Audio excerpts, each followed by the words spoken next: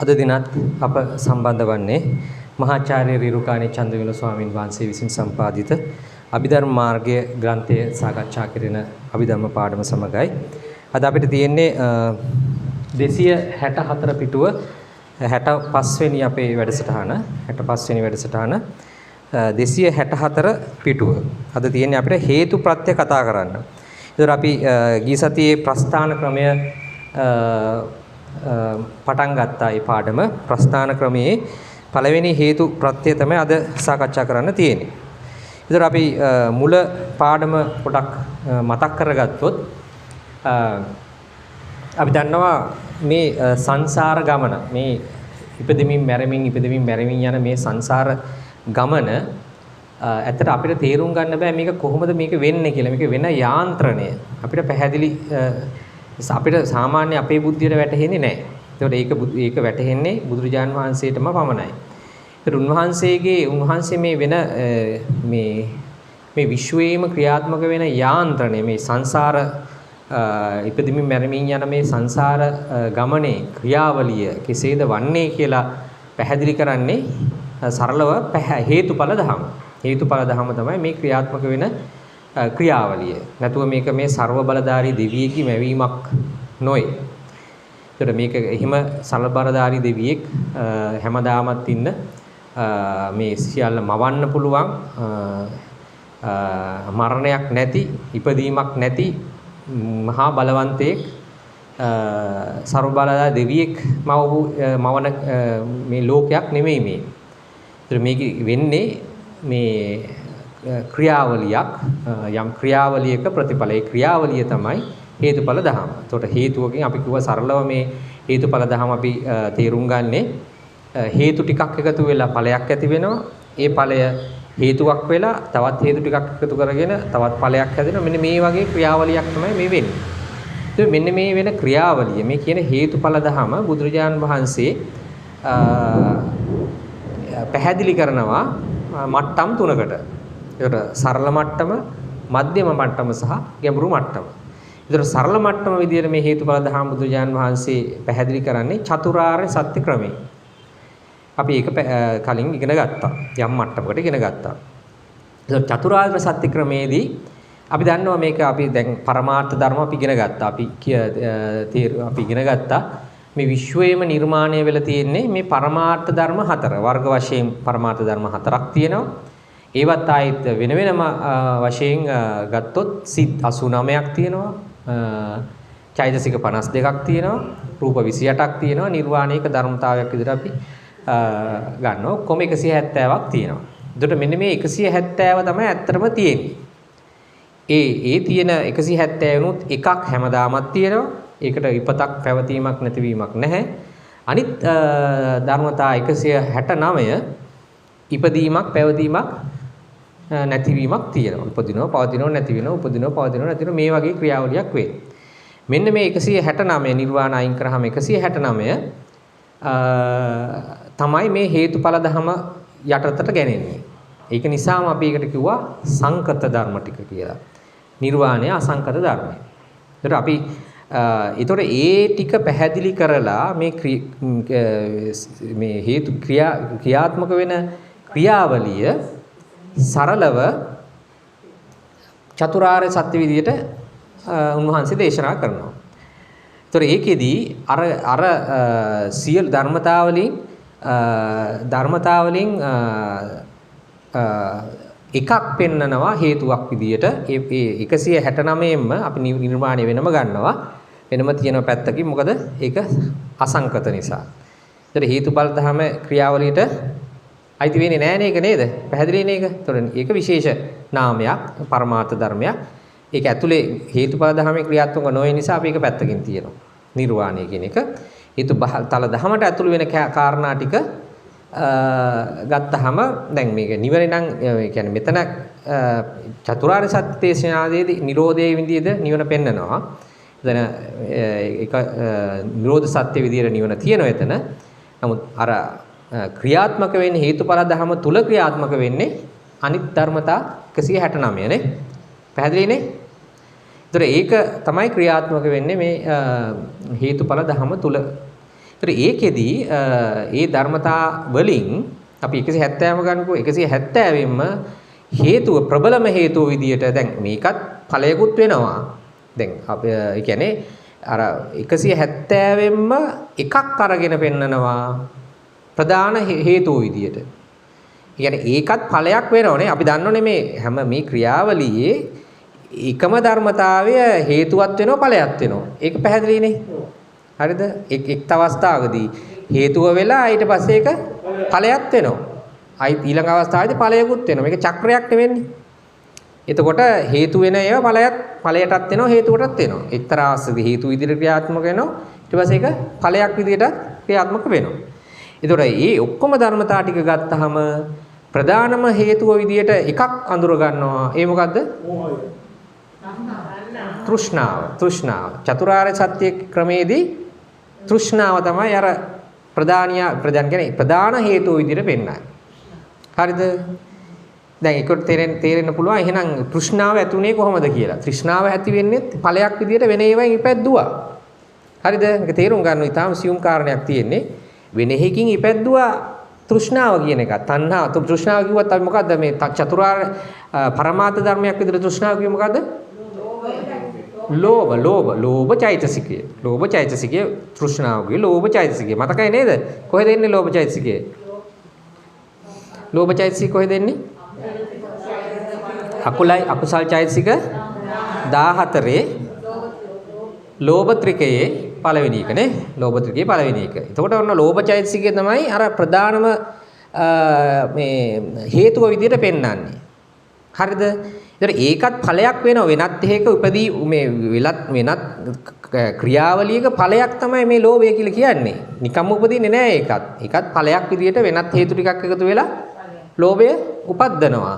හැබැයි සමස්තය ගත්තාම ප්‍රධානම හේතුව විදිහට එතන පෙන්නනවා ලෝභය. ලෝභ චෛතසිකය නැත්නම් ඒක තමයි අපි කිව්වේ තෘෂ්ණාව කියලා. එතකොට චතුරාර්ය සත්‍ය ක්‍රමේදී ඔන්න ඒක ප්‍රධාන හේතුවක් විදිහට අර චෛතසික 170 ලෝභ චෛතසිකයේ ප්‍රධානීය විදියට පෙන්නලා සමුදය සත්‍ය විදියට දේශනා කරන භාගතුන් වහන්සේ.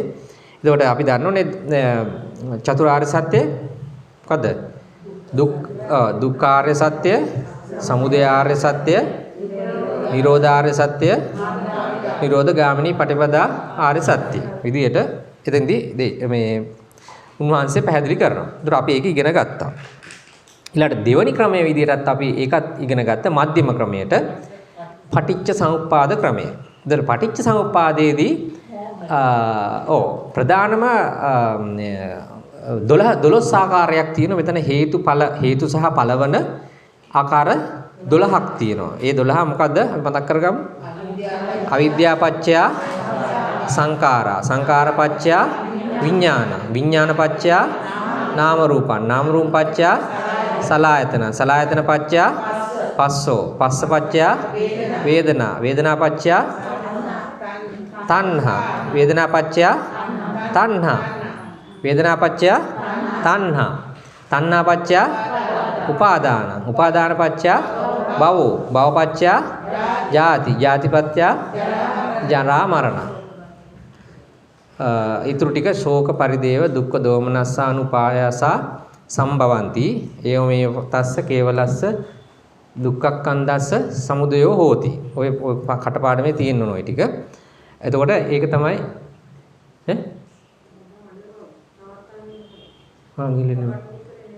නෑ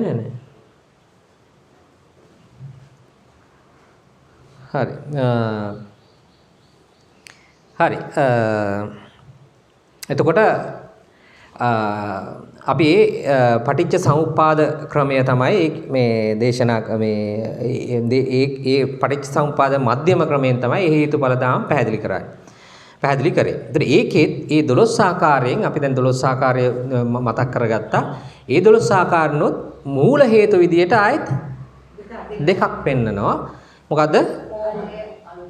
අවිද්‍යාව සහ තණ්හාව. අවිද්‍යාව සහ තණ්හාව.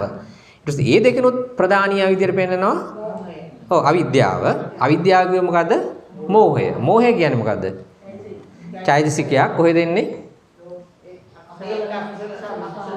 ඒත් අකුසල චෛතසිකවල අජික චෛතසික කීයක් තියෙනවද? 14යි. 14න් 14යි දෙකට බෙදෙනවා. අකුසල සාධාරණ, අකුසල අසාධාරණ. අකුසල සාධාරණ මොනවද? මෝහ, අහිරික, අනොත්තප්ප, උද්ධච්ච. ඒකෙන් පළවෙනි එකනේ. ඒක තමයි ඔන්න එතන ප්‍රධානිය වෙන්නේ. හරිද? ඒතර ඒක තණ්හාවත් පෙන්නනවා. තණ්හාවට වඩා එතෙන්දී මෝහය ඉස්සරහට එනවා. 12 ආකාරයේ වෙනකොට මූලය ඊට වඩා තණ්හාව ඇති උනේ මෝහය නිසා. හරිද? ඒක නිසා තමයි තණ්හාව ඇති වෙන්න ඒක ඵලයක් විදියට අතෙන්දී ඉස්සෙල්ලම ඵලය හේතුව විදියට පෙන්නවා තෘෂ්ණාව. එතකොට ඒකත් තවදුරටත් ගැඹුරට විශ්ලේෂණය කරනකොට තණ්හා ඉපදුනේ කොතෙන්ද කියලා බලනවා. තණ්හා ඉපදුනේ කොහෙන්ද? මෝහේ. හරිද? දැන් ඔය මධ්‍යම ක්‍රමය තමයි ඔය. හරිද? දැන් එතෙන්ට නිකන් පැහැදිලි නේද? එතකොට මෙතෙන්දි මේ දක්වා එතකොට ඔය චතුරාර්ය සත්‍ය ක්‍රමයේ පටිච්ච සමුප්පාද ක්‍රමයේ මේ කියන අර ප්‍රධානම චෛතසික කියන්නේ පරමාර්ථ ධර්ම තමයි ඒ ධර්ම වශයෙන් අරගෙන මෙතෙන්දි පෙන්නනවා හේතු ටික පෙන්නනවා. ප්‍රධාන හේතු වශයෙන් පෙන්නන එක තමයි මේ චතුරාර්ය සත්‍ය ක්‍රමයේදී පටිච්චසමුප්පාදෙත් කරන්නේ. නමුත් ප්‍රස්ථාන ක්‍රමයේදී ඊට වඩා තවත් සියුම් මට්ටමට යනවා. එතෙන්දී එතකොට පෙන්නනවා 24ක්. හැබැයි මේ 24 කිව්වේ එතන ඊටාම් සියුම් කාරණයක්. එතෙන්ද 24 කිව්වේ හැබැයි ওই චෛතසික 20 චෛතසික හෝ සිතෝ චෛතසික ඔය කියන පරමාර්ථ ධර්ම පරමාර්ථ ධර්ම 24ක් නෙමෙයි. දැන් අපි ඉස්සෙල්ලා පරමාර්ථ ධර්මනේ ගත්තේ. අපි කිව්වා දැන් මේක ඊටාම වැදගත්. මේක තේරුම් ගන්න එක. ප්‍රස්ථාන ක්‍රමය කියන්නේ මොකක්ද කියන එක පොඩ්ඩක් අපි ඉස්සෙල්ලා තේරුම් ගන්න ඕනේ. ඒක නිසා මේ පැහැදිලි කරන්නේ මෙච්චර. එතකොට දැන් ඉස්සෙල්ලා ගත්තේ චතුරාර්ය සත්‍ය ක්‍රමයේදී අර කියන පරමාර්ථ ධර්ම 170න් එකක් ගත්තේ එතන. හරි නේද? එතන ගත්තේ ලෝභ කියන චෛතසිකය. ඒක සම්පූර්ණ වශයෙන් ලෝභය කියන චෛතසිකය ගත්තා හේතුව විදියට, ප්‍රධාන හේතුව විදියට. ඊට පස්සේ පටිච්ච සමුප්පාද ක්‍රමයේදී අපි ගත්තා එතකොට ඒකේ ප්‍රධානිය විදියට අපි ගත්තා මෝහය, අවිද්‍යාව කියන එක මෝහය කියන චෛතසිකය පෙන්නුවා ප්‍රධානිය විදියට. තව ඊටත් මූල හේතුවක් විදියට අපි ලෝභයත් පෙන්නුවා එතෙන්න. එතින්දී ඊට අමතරව තව 12ක් පෙන්නුවා පටිච්චසමුප්පාද ක්‍රමයේදී. ඒක සම්පූර්ණ වශයෙන් මේ පෙන්නුවා. නමුත් මෙතෙන්දී භාග්‍යතුන් වහන්සේ පෙන්වන්නේ සම්පූර්ණ වශයෙන් පෙන්නන අර පරමාර්ථ ධර්මය නෙමෙයි. ඒ පරමාර්ථ ධර්මය ඇතුලේ තියෙන ගුණයක් තමයි මේ පෙන්වන්නේ. අන්න ඒක වැදගත් තේරුම් ගන්න එක. ඒ කියන්නේ ලෝභය ගත්තාම ලෝභය ඇතුලේ තියෙන ගුණයක් තමයි පෙන්වන්නේ මේ ප්‍රත්‍ය විදියට. ප්‍රත්‍ය 24 විදියට පෙන්වන්නේ ඒක. දැන් හේතු ප්‍රත්‍ය කිව්ව අපි ගමු හේතු ප්‍රත්‍ය ගන්නු පළවෙනි එක විදියට. එතකොට මේ කියන්නේ මෙතෙන්දි පෙන්වන්නේ මේ පරමාර්ථ ධර්ම 170ක් තිබුණනේ. ඒ 170 තුල වූ යම් ගුණයක්. ගුණ 24ක්. ඒ 24ම එක ඒවායි හැම එකෙම නෑ. ඒවා ඒකේ ඇතුලේ තියෙන ගුණයක්. හරිද? දැන් අපි කියමු නිකන් තේරුම් ගන්න අපි කියමු සිරිසේන කියන පුද්ගලයා විදියට අපි තේරුම් ගන්න පුළුවන් සමස්තය අරගෙන දැන් ඊට අමතරව ඒ පුද්ගලයාගේ ගුණයන් විදියට තේරුම් ගන්න පුළුවන් නේ. ඒ පුද්ගලයා කරුණාවන්තද? ඒ ගුණය එන පරිත්‍යාගශීලීද? දැන් මේක ගුණයන් දෙකක් විදියට ගන්න පුළුවන් නේද? ඒ ඇකේ ඒතකොට සිරිසේනගේ ඇතුලේ තියෙන්නේ ඒ ගුණයන් දෙක. නේද? එතකොට සිරිසේනයි පියදාසයි කරුණාවන්ත දෙන්නෙක් වෙන්න පුළුවන්. ඒතකොට කරුණාවන්ත ගුණය දෙන්නගෙම තියෙන්න පුළුවන්. තේරුණා නේද? අන්න ඒ වගේ මම මේක තේරෙන්න කිව්වේ මේ නිකන් ගුණය මොකද්ද මේ කියන්න ප්‍රස්ථාන ක්‍රමයේදී මොකද්ද මේ ප්‍රතිවිදියට ගන්න කියලා තේරුම් ගන්න එකක්. අපි ඉස්සරහට තවදුරටත් තේරුම් ගමු. දැන් මේක තේරෙනව නේද මේ මොකද්ද කියන්න හදන්නේ කියලා. දැන් ඉස්සෙල්ල ක්‍රම දෙකේදීම සම්පූර්ණ වශයෙන් අර සිරිසේන හරි පියදාස හරි සම්පූර්ණ වශයෙන් එයාගේ පුද්ගලයාගේ ගුණය අරගෙන තමයි කතා කරේ. එතකොට අර සමස්තයම තියෙනවා එතන එයාගේ. දැන් මෙතෙන්දි එහෙම නෙමෙයි. එයාගේ එක ගුණයක් අර එයාගේ තියෙන එක ගුණයක් අරගෙන කතා කරන එකක් තමයි මේ ප්‍රත්‍ය 24ක් කියලා කියන්නේ. හරිද? ඒ 120 සමහර දැන් හේතු ප්‍රත්‍ය ගත්තොත් ඒක 170ම නැහැ. සමහර ඒවායි විතරයි ඒ ගුණේ තියෙන්නේ. ඒතර හේතු ප්‍රත්‍ය කියලා කියන්නේ මේ පරමාර්ථ ධර්ම වල ඇතුලේ තියෙන එක ගුණයක්. හරිද? හරි නේද? ඉතින් ඒක තමයි හේතුප්‍රත්‍ය. හේතුප්‍රත්‍ය කියලා කියන්නේ අර මුලක් වගේ යම් පරමාර්ථ ධර්මයකට නොසැලී සිටීමට උදව් වෙන ගුණය. තමයි හේතුප්‍රත්‍ය කිව්වේ. තේරුණාද මේකේ තියෙන වෙනස? තේරුණාද? ඉතා සියුම් කාරණයක් මෙතන තියෙනවා. අපි පාඩමට යමු. ඊළ තවදුරටත් තේරුම් ගමු. ඒක ඇතුලේ අර පරමාර්ථ ධර්ම වල තියෙන ඇතුලේ තියෙන ගුණයක් අරගෙන තමයි මේ හේතුප්‍රත්‍ය 24 මේ පෙන්වන්නේ. භාග්‍යතුන් වහන්සේ. හරිද? ඉතින් ඒක නිසා ඒක තේරුම් ගන්න එක වැදගත්. අපි පාඩමට යනවා. අපි දැන් මෙතෙන්දිත් අපි හේතු ප්‍රත්‍ය ටික අපි 263 පිටුවේ පොඩක් ප්‍රත්‍ය ටික මේ පාඩම් කරගෙන යන මේ කටපාඩම් කරගන්නත් ඕන නිසා ඒ ටික කොහොමද හේතුපච්චය හේතුපච්චයෝ ආරම්මනපච්චයෝ අධිපතිපච්චයෝ අනන්තරපච්චයෝ සමනන්තරපච්චයෝ සහජාතපච්චයෝ අඤ්ඤමඤ්ඤපච්චයෝ නිස්සයපච්චයෝ උපනිස්සයපච්චයෝ පුරේජාතපච්චයෝ පච්චාජාතපච්චයෝ ආසේවනපච්චයෝ කම්මපච්චයෝ විපාකපච්චයෝ ආහාරපච්චයෝ ඉන්ද්‍රියපච්චයෝ ධානපච්චයෝ මග්ගපච්චයෝ සංප්‍රයුක්තපච්චයෝ විප්‍රයුක්තපච්චයෝ අත්තිපච්චයෝ නත්තිපච්චයෝ විගතපච්චයෝ අවිගතපච්චයෝති. එතන මේක කටපාඩමේ තියෙන්න ඕන. එතකොට එතන 24 තමයි ඒ කියන්නේ. එතකොට මේ 24න් අපි නම් වශයෙන් තියෙනවා හේතුප්‍රත්‍ය, ආරම්මනපත්‍ය, අධිපතිපත්‍ය, අනන්තරපත්‍ය, සමනන්තරපත්‍ය, සහජාතපත්‍ය, අන්‍යෝන්‍ය ප්‍රත්‍ය, නිශ්චය ප්‍රත්‍ය, උපනිශ්චය ප්‍රත්‍ය, පුරේජාතපත්‍ය, පච්චාජාතපත්‍ය, ආසේවන ප්‍රත්‍ය, කර්මපත්‍ය, විපාක ප්‍රත්‍ය, ආහාර ප්‍රත්‍ය, ඉන්ද්‍රිය ප්‍රත්‍ය, ධාන ප්‍රත්‍ය, මාර්ග ප්‍රත්‍ය, සංප්‍රයුක්ත ප්‍රත්‍ය, විප්‍රයුක්ත ප්‍රත්‍ය, අස්ති ප්‍රත්‍ය, නාස්ති ප්‍රත්‍ය, විගත ප්‍රත්‍ය, අවිගත ප්‍රත්‍ය. ප්‍රත්‍ය 23. දැන් මේවා තියෙන්නේ අර පරමාර්ථ ධර්ම ඇතුලේ තියෙන ගුණයන් මේ.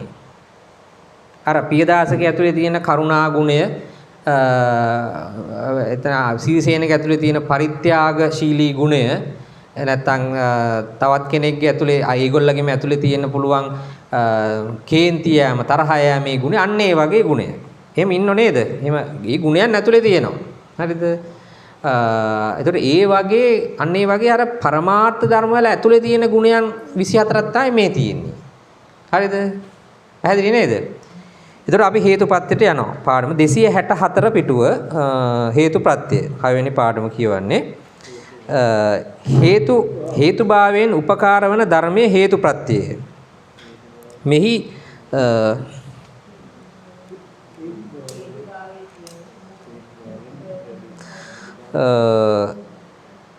හේතුභාවයෙන් උපකාර වන ධර්මයේ හේතුප්‍රත්‍ය. මෙහි හේතුභාවයයි කියනුවේ මූලභාවයට. මුල් පොළොවේහි කාවැදී ගසට නොවැටි සිටීමට උපකාර වන්නාත් මෙන් තමා අරමුණෙහි කාවැදී තමාහා එක්ව උපදනා ධර්මයනට ආරම්මණේ නොසලී සිටීමට උපකාර වන ධර්මයේ හේතුප්‍රත්‍යය. ලෝභ, දෝෂ, මෝහ, අලෝභ, අදෝෂ, අමෝහ යන මේ ධර්මසය හේතුප්‍රත්‍යය. සහේතුක සිත් එක්සැත්තෑවය මෝහ මූලෙහි යෙදෙන මෝහය හැර චෛතසික දෙපනසය චිත්තද රූපයෝය ප්‍රතිසන්දි රූපයෝය හා උපදනා කර්මජ රූපයෝ යන මෝහ හේතුප්‍රත්‍යාගේ ප්‍රත්‍යෝත්පන්නයෝය. මෝහ අපි ඔක්කොම ටික කියලා තේරුම් ගනිමු. මෝහ මූල චිත්තෙහි මෝහය අතහැරීමෙන් චෛතසික ගණන අඩු නොවන්නේ ලෝභ මූල දෝෂ මූල සිත්තල යෙදෙන මෝහය ගැනෙන බැවින් හේනි. මෝහ මූල චිත්තේ මෝහ මූල චිත්තයට හා යෙදෙන මෝහයෙන් අන්‍ය චෛතසිකයන්ටත් හේතු භාවයෙන් ප්‍රත්‍ය වේ. මෝහයට හේතු භාවයෙන් ප්‍රත්‍ය වන තවත් හේතු ධර්මයක් එහි නැති බැවින් මෝහ මූලයේ මෝහය හේතු ප්‍රත්‍යෝත්පන්න නොවේ. හේතු දෙක තුන ඇති සිත්වල හේතු ධර්මයෝ ප්‍රත්‍යෝත්පන්න වෙති. එක්ව ඇතිවර හේතු ධර්මයන්ගෙන් එකක් අනිකට හේතු භාවයෙන් ප්‍රත්‍ය වන බැවින්. තේරෙන්නේ නැහැ නේ? තේරුණාද? තේරුන්නේ නැහැ. ටිකක් ඒක තමයි. දැන් ඒක ගැඹුරුව තේරුම් ගන්න මේ පොතේ තියෙනවා. මේක තමයි ඒක පැහැදිලි කරපු පොත. ප ဋ ාණ මහා ප්‍රකරණ සනස රේරුකාණී චන්ද්‍ර ස්වාමීන් වහන්සේම මේක පැහැදිලි කරලා තියෙනවා. මේක පැහැදිලි කරලා තියෙනවා අර අභිධර්මාත ප්‍රදීපිකා පොතේත්. නමුත් ඒකේ ටිකක් තේරුම් ගන්න අමාරුයි. මේකේ මේ දැනුම මූලික දැනුම තිබුණොත් මේක තේරුම් ගන්න පුළුවන්. අපි ඒක පසුවට යනවා අපි මේ පාඩමට. නමුත් දැනට පැහැදිලි කරගන්න අවශ්‍ය කෙනෙක් තියෙනවා නම් මේ පොත ළඟ තියෙනවා. ඉතින් මේ ටික ඔක්කොම තියෙනවා. මේ අවශ්‍ය තැනදී බලන්න තියෙන්න ඕන. ඉතින් මේකත් ගන්න පුළුවන් නම් හොඳයි ඉතින්. මේක මම ගනිද්දි නම් දැන් 2000ද 850යි මේක. මේ පොත් අඩුයි අර පොත්තට වඩා අඩුයි. මේ පොත මේ කියන්නේ මේවා අර ආධාර මුදල් ලැබෙන ඒවා අරගෙන print කරලා ඒ අඩු කරලා තමයි මේක දෙන්නේ. සාමාන්‍යයෙන් මේ පොත් මිල අඩුයි. මේක මේ පොතේ මේ පොත වටිනවා ඇත්තටම මේ කියන්නේ මේ ඔව් ඒවා පොඩ්ඩක් මිල වැඩි. නමුත් මේවා මේ පොත් මේ ලැබෙන ආධාරත් මේ මුද්‍රණය සඳහා යොදවන නිසා මිල අඩුවට ලබා ගන්න පුළුවන්. සාමාන්‍ය 1200 සීමාව වගේ ඇති සමහරලට දැනට. ඔව් 1200 වගේ සීමාවකට ඇති. ඉතින් මේ වගේ පොතක් මම හිතන්නේ ගෙදර තියාගන්න එකත් මේ මොකද මම හිතන්නේ උන්වහන්සේ මේ ඔය මේ අනේ මේ පොත් ටිකේත් මේ ප ဋ ාණය සිංහල පරිවර්තනය නැහැ. සිංහලට පැහැදිලි කරලා නැහැ. පාලියෙන් විතරයි තියෙන්නේ. උන්වහන්සේ තමයි මේ මෙච්චර සරලව පැහැදිලි කරලා තියෙන්නේ. එතකොට උන්වහන්සේ මේ පොතේම කියනවා මෙහි දැනට පොතක් නැහැ ඒක පැහැදිලි කරන්න. ඒක නිසා ඒක පැහැදිලිව මේ කරගන්න උන්වහන්සේ බුරුමේදී ඉගෙනගත් ආකාරයට එහි පොත්පත් අනුසාරයෙන් තමයි මේ සිංහලට මේ වගේ තීරුම් කරන්න පුළුවන් විදිහට මේ පොත දීලා තියෙන කියලා උන්වහන්සේ කියනවා. දේශනා කරලා තියෙනවා. ඒක නිසා මම හිතන්නේ රුපියල් 1200ක් විතර ගියා කියලා ගන්න පුළුවන් නම් හොඳයි. ඒක පාඩුවක් නැහැ. පාඩුවක් කියන්නේ ඉතින් මේක අපිට ඉස්සරහට ඕන වෙනවා.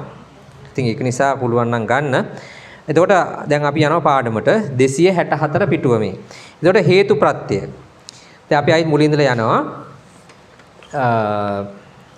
හේතුභාවයෙන් උපකාර වන ධර්මයේ හේතුප්‍රත්‍ය. දැන් මෙතන හේතුභාවයෙන් කියලා කිව්වේ මොකද්ද? ඔන්න ඒක ඉස්සරහට පැහැදිලි කරනවා. මොකද්ද මේ හේතුභාවය කියලා කියන්නේ කියන එක තමයි ඔන්න ඉස්සරහට පැහැදිලි කරන්නේ. මොකද්ද? මෙහි හේතුභාවයයි කියනුයේ මූලභාවයට. නිකන් මුල වගේ. මුලක් වගේ මොකද මුල ඕන වෙන්නේ? කෙලින් නොසැලී සිටීමට තමයි මුල ඕන වෙන්නේ. දැන් ගහක මුල මේ කියන්නේ මුල කියලා කියන්නේ ගහක මුල. මූලභාවය කියලා කිව්වේ ගහක මුල මොකටද ඕන වෙන්නේ? අපිට ඒකට මෙතෙන්දී මුල ඕන වෙනවා අපිට ජලය උරා ගන්න, පෝර උරා ගන්න ඒකටත් ඕන වෙනවා. නමුත් මෙතෙන්දී ඒ කතාවනේ මෙතෙන්දී කියන්නේ අර නොසැලී කෙලින් නොසැලී සිටීමටත් ඕන වෙනෝනේ නේ. දැන් මුල ගත්තාම මුල් ටික මොකටද ඕන වෙන්නේ? මූලිකව අපිට ජලය උරා ගන්න, ඊට පස්සේ පෝර ටික උරා ගන්න සහ කෙලින් ශාකයේ කෙලින් තියෙන්න. නැත්නම් ඒ වෘක්ෂය කෙලින් ශක්තිමත්ව තියෙන්නත් ඕන වෙනව නේද? ඒක එක ආකාරයෙන් මේ මුල් ටික ඕන වෙනවා. නමුත් මෙතන කියලා කියන්නේ අර ශක්තිමත්ව කෙලින් නොසැලී අර සුළඟ මැද්දේ නොසැලී සිටීමට උදව් වෙන ආකාරය තමයි මෙතන කියන්නේ මූලභාවය කියලා කියන්නේ. මෙතන හේතු කියලා කියන්නේ ඒක. හරිද? එතකොට නොසැලී සිටීම සිතක් ඇති වුනහම පරමාර්ථ ධර්මය අර කියන චිත්ත චෛතසික වලට නොසැලී සිටීමට උදව් වන ප්‍රත්‍ය තමයි මේ කියන්නේ මූල ප්‍රත්‍ය කියලා. ඒක තමයි හේතු ප්‍රත්‍ය කියලා කිව්වේ. පැහැදිලි නේද ඒක? නොසැලී සිටීම, ශක්තිමත්ව සිටීමට කියන එක තමයි මේ හේතු ප්‍රත්‍ය කියලා කරන්නේ. ඒක තමයි හේතු ප්‍රත්‍යයෙන් කරන්නේ. ශක්තිමත්ව සිටීම කියන දේ තමයි කරන්නේ හේතු ප්‍රත්‍ය. එතකොට මුල් පොළොවේ කාවැදී ගසට නොවැටී සිටීමට උපකාර වන්නාද? යාන්න. එතන කියනෝනේ ගසට නොවැටී සිටීමට. අන්න ඒක තමයි මූලභාවය කියලා කිව්වේ. හේතුභාවය කියලා කියන්නේ ඒක. මූලභාවය කියන්නේ හේතුභාවය කියන්නේ එකමයි. එතකොට ඒකෙන් කරන්න යන්නේ ඒක. මේ පරමාර්ථ ධර්මයේ නොසැලී සිටීම තමයි කරන්නේ. තමා අරමුණේ කාවැදී තමාහා එක්ව උපදනා ධර්මණයට ආරම්මණේ නොසැලී සිටීමට උපකාර වන ධර්මයේ හේතුප්‍රත්‍යය. අන්න. දැන් මෙයා මේ හේතුප්‍රත්‍යය ඇවිල්ලා ඒක නිසා අනිත් අයටත් නොඇටි සිටීමට උපකාර වෙනවා. අන්න හේතුප්‍රත්‍යයෙන් කරන්නේ ඒක. හේතුප්‍රත්‍ය හේතුව වෙලා ඒකෙන් උත්පන්න කරන අනිත් අයට මේ ශක්තිය දෙනවා නොඇටි සිටීමට. හරිද? ඇයි සිතක් නොසැලී කියන්නේ ශක්තිමත්ව ඇති වුණොත් නේ ඒකත් එක්ක උපදින අර චෛතසික ටිකටත් ඉන්න පුළුවන් වෙන්නේ. නේද? එයා ඉන්න නිසා තමයි දැන් අපි ඔය දේශපාලඥයෝ ගත්තොත් හොඳ දේශපාලඥයෙක් ශක්තිමත් දේශපාලඥයෙක් හිටියොත් එයාගේ වටේ අයත් ශක්තිමත් නැද්ද? ආන්න ඒ වගේ එකක් තමයි වෙන්නේ. ඒතර එයා නැසලී ඉන්නව නම් එයාගේ ඒ ආනුභාවය එනව නේද? එයාගේ අර අපි කියමු එයාගේ ආධාරකරුවන් කියලා. ඒ ආධාරකරුවන්ට එයාගේ අර මේ ශක්තිය එනව නේද? ශක්තිය ආරෝපණය වෙනවා. ඉතින් එහෙම වෙනවා. ඒක හොඳ පැත්තට නරක පැත්තට දෙපැත්තම තියෙන්න පුළුවන්. අපි මේ ගුණය තේරුම් ගනිමු. ඒක ආරෝපණය වෙනවා. අන්න ඒක තමයි හේතුප්‍රත්‍ය කියලා කියන්නේ. එතකොට උපකාර වන ධර්මයේ හේතුප්‍රත්‍ය. ලෝභ, දෝෂ, මෝහ, අලෝභ, අදෝෂ, අමෝහ යන මේ ධර්මසය හේතුප්‍රත්‍ය. එතකොට හේතුප්‍රත්‍ය තියෙන්නේ. එතකොට හේතුප්‍රත්‍ය කියලා ඇත්තටම හේතු කියන චෛතසික ටික තමයි ඔය කිව්වේ. ලෝභ, දෝෂ, මෝහ, අලෝභ, අදෝෂ, අමෝහ කියන එක. හැබැයි මෙතන තේරුම් ගන්න එපා මේ හයේ ඇතුලේ තියෙන ගුණයක් මේ හේතුප්‍රත්‍ය කියලා කියන්නේ. හරිද? කියන්නේ නොසලී සිටීමට හේතුප්‍රත්‍ය ඇතුලේ මේ හය තියෙන්නේ. නෑ. මේ හය ඇතුලේ තියෙන්නේ. මේ හය කියන්නේ එකක් ගත්තාම ලෝභ කියලා ගනිමු අපි චෛතසිකය. ලෝභය කියන චෛතසිකයේ ඇතුලේ හේතුප්‍රත්‍යයේ හේතු කියන ගුණය තියෙනවා. ද්වේෂය කියන එකේ ඇතුලෙත් හේතු කියන ගුණය කියන්නේ මූලය අර නොසලී සිටීමේ ගුණය තියෙනවා. ඒක තේරුම් ගන්න මේක තේරුම් ගන්න ඉතාම වැදගත්. ලෝභය ගනිමු. ලෝභය කියන චෛතසිකයේ තුල තියෙනවා අර නොසලී සිටීමේ ගුණය. ඒක තමයි හේතුප්‍රත්‍ය කියලා කිව්වේ. ඊට පස්සේ ලෝභ, ද්වේෂ කියන චෛතසිකයේ තුල තියෙනවා නොසලී සිටීමේ ගුණය. ඊට පස්සේ මෝහ කියන චෛතසිකයේ ඇතුලේ තියෙනවා නොසලී සිටීමේ ගුණය. අලෝභ කියන චෛතසිකයේ ඇතුලේ තියෙනවා නොසලී සිටීමේ ගුණය. අද්වේෂ කියන චෛතසිකය ඇතුලේ තියෙනවා නොසලී සිටීමේ ගුණය. අමෝහ කියන චෛතසිකය ඇතුලේ තියෙනවා නොසලී සිටීමේ ගුණය. ඒතර මේ ගුණය වශයෙන් ගත්තාම ඔක්කොම ඒක නොසලී සිටීමේ ගුණය තමයි එතන තියෙන්නේ. හැබැයි පළවෙනි තුන නරක පැත්තේ නොසලී සිටීම, අනිත් තුන හොඳ පැත්තේ නොසලී සිටීම. හැබැයි හේතු ප්‍රත්‍ය වශයෙන් ඕවා සමාන නැද්ද? සමානයි. ඒ කියන්නේ නොසලී සිටීමේ ගුණය කියන එක සමානයි. ඒක හොඳද නරකද කියන එක නෙවෙයි මෙතෙන්දී අදාළ වෙන්නේ. ඒක කුසල්ද අකුසල්ද ඒක තමයි මෙතන තේරුම් ගන්න ඕන කාරණේ. මොකද මෙතන මේක තේරුම් ගන්න ඕන ඉස්සරහට යන්න තේරුම් ගන්න වටිනවා. මොකද තේරුම් ගන්න තේරෙන්නේ නැහැ නැත්නම් ඉස්සරහට යනකොට. තේරෙනවද මේ කියන එක මං? දැන් අපි හිතමු දැන් මේ මොකක් හරි ගුණයක් ගත්තාම ඒ ගුණේ අපි කියමු දැන් A B C කියලා පුද්ගලයෝ තුන් දෙනෙක් ඉන්නවා. ඒ තුන් දෙනාම A කියන පුද්ගලයාගේ කරුණාව තියෙන බැරි කරුණාවත් Aටත් තියෙනවා Bටත් තියෙනවා Cටත් තියෙනවා කරුණා කියන ගුණය. ඒතර කරුණාව වශයෙන් ගත්තාම ඒ තුන් දෙනාගේම සමාන ගුණයක් නේද තියෙන්නේ? ඔව්. නේද? එකම ගුණයක්. ඔව් එකම ගුණයක් තියෙන්නේ. හැබැයි තුන් දෙනෙක්ගේ තියෙන්නේ. තේරුණාද මෙතනදී? ඉතින් ඇතුලේ තියෙන ගුණයක් මේ කියන්නේ හේත. දැන් මෙතන ගත්තාම හොඳ පැත්තේ තුනක් තියෙනවා චෛතසික නරක පැත්තේ තුනක් තියෙනවා. හැබැයි ඒ වල තවත් ගුණයක් තියෙන්න පුළුවන්.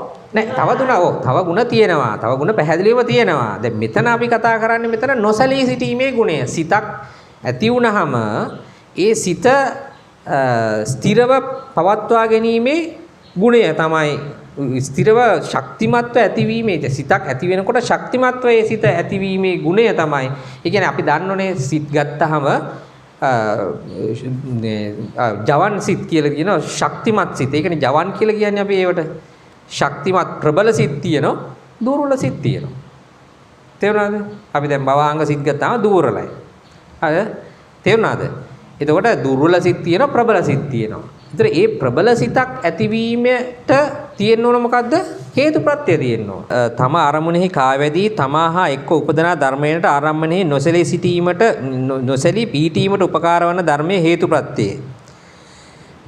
එතකොට අපි කියවා මේ හේතුප්‍රත්‍ය කියලා කියන්නේ නොසලී සිටීමට උපකාර වන ප්‍රත්‍යය. එතකොට මේ ඇත්තටම මේ ප්‍රත්‍ය කියලා කියන්නේ අර කිව්ව අපි කිව්වා පරමාර්ථ ධර්ම 170ක් තිබුණා. ඒ 170 තුල ඇතිවන ගුණයක්. ඒ 170මනේ ඒ 170ෙම නෑ මේ නොසලී සිටීමේ නැත්නම් හේතුප්‍රත්‍ය කියන ගුණය නෑ 170ම. කීයක තියෙනවද? 6කයි තියෙන්නේ. 170න් 6කයි තියෙන්නේ. අන්නේ 6 තමයි ලෝභ, දෝෂ, මෝහ, අලෝභ, අදෝෂ, අමෝහ කියන චෛතසික 6. ඒ චෛතසික 6ත් ඒකේ 170 තියෙන 6ක්නේ. ලෝභ, දෝෂ, මෝහ සහ අලෝභ, අදෝෂ, අමෝහ කියලා කිව්වේ අර චෛතසික 52කින් 6ක්. එතකොට අර 170 6ක් එතන තියෙන්නේ. හරිද? ඒතර ඒ 6 ඇතුලේ ගුණයක් තමයි හේතුප්‍රත්‍ය. පොදු වෙච්ච ඔව්. පොදු හයේම මේ ගුණය තියෙනවා. තියෙනවා. හයේම තියෙනවා කියන්නේ වෙන වෙනම කතා කරන්න වෙන්නේ. ඒ කියන්නේ මේ නොසලී සිටීමේ ගුණය ලෝභ කියන චෛතසික ඇතුළෙත් තියෙනවා. මේ නොසලී සිටීමේ ගුණය ද්වේෂ කියන චෛතසික ඇතුළෙත් තියෙනවා. මේ නොසලී සිටීමේ ගුණය මෝහ කියන චෛතසික ඇතුළෙත් තියෙනවා. මේ නොසලී සිටීමේ ගුණය අලෝභ කියන චෛතසික ඇතුළෙත් තියෙනවා. මේ නොසලී සිටීමේ ගුණය අලෝභ අද්වේෂ කියන චෛතසික ඇතුළෙත් තියෙනවා. අමෝහ කියන චෛතසික ඇතුළෙත් තියෙනවා. ඒතර හේතු කියන මේ ගුණය. ඒකට තමයි හේතු ප්‍රත්‍ය කිව්වේ. හරිද? තේරුණාද? ඒක ඇතුලේ තියෙන ගුණයක් මේ කතා කරන්නේ. එතකොට ඒකෙන් අර තුනක් ගත්තොත් හොඳ පැත්තේ කියන්නේ චෛතසික වශයෙන් ක්‍රියා කරන්නේ තුනක් කුසල් සිත්වල තුනක් අකුසල් සිත්වල. හරිද?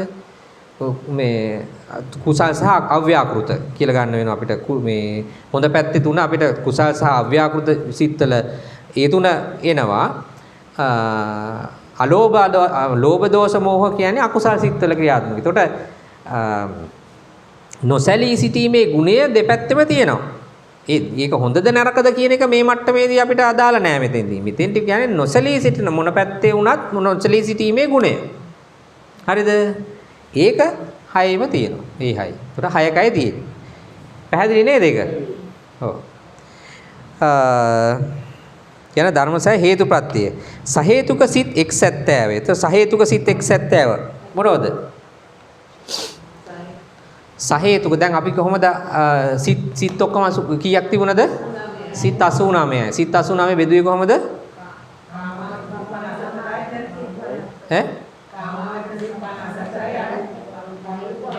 නෑ අපි අහේතුක සහ සහේතුක කියලා බෙදුවා. අහේතුක කීයක් තියෙනවද?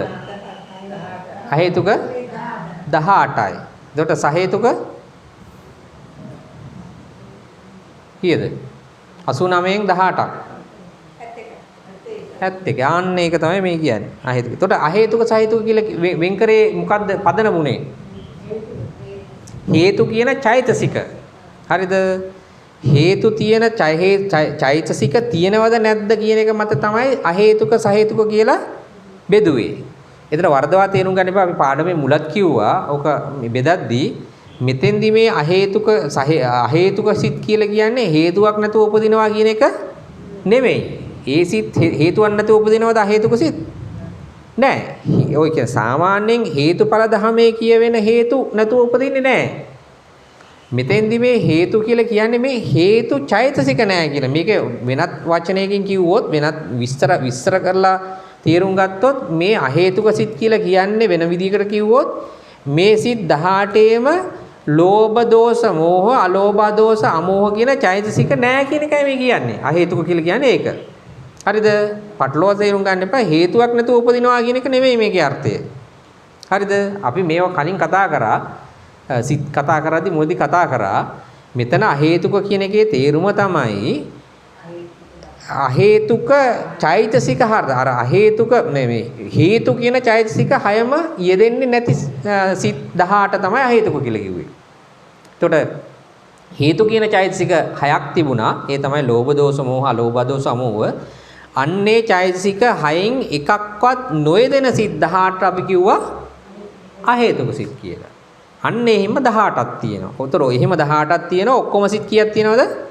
89යි. 89න් 18ක් අඩු කරාම 71යි. ඒකේ තේරුම තමයි එහෙනම් 71 අර කියන ලෝභ දෝෂ මෝහ අලෝභ දෝෂ අමෝහ කියන චෛතසික වලින් එකක් හෝ යෙදෙනවා. එතකොට එකක් හෝ යෙදෙනවා නම් අපි ඒවට කිව්වා සහේතුක සිත් කියලා. එයින් සිත් කීයක් තියෙනවද? 71ක් තියෙනවා. හරිද? පැහැදිලි නේද? පැහැදිලි. ඔව්. එතකොට ඔතන ඒ ටික හරි නේද? එතකොට එතන සහේතුක සිත් 170යි කිව්වහම ඒක ඇතුලේ අර තුනෙන් එකක් හෝ තියෙන නිසා ඒව උපදින්න මේ හේතු කියන හේතු ප්‍රත්‍ය ඕන වෙලා වුණාද? ඕන වුණා. හරිද? තේරුණාද? එතකොට සහේතුක සිත් 170 71 උපදින්න හේතුවක් වුණා හේතු ප්‍රත්‍ය. හරි නේද? ඇයි ඒකේ ඒ සිත්වල ඒක ඇතුලේ තියෙනෝනේ. ඒක තියෙන නිසා හේතුප්‍රත්‍ය හේතුවක් වුණා අර සහේතුක සිත් එක්සැත්තෑව උපදින්න. හරිද? ඔව්. අපි ඒකත් මතක් කරගියොත් අපි කිව්වා ඉස්සෙල්ලා කතා කරා අපි ප්‍රත්‍ය සහ ප්‍රත්‍යুৎপন্ন. හරිද? ප්‍රත්‍යুৎপন্ন ප්‍රත්‍ය නික ධර්ම කියලා කොටසකුත් තියෙනවා. ඒක මේ පාඩමේ පැහැදිලි කරන්නේ අපි ඉස්සරහට ඉගෙන ගනිමු ඒක.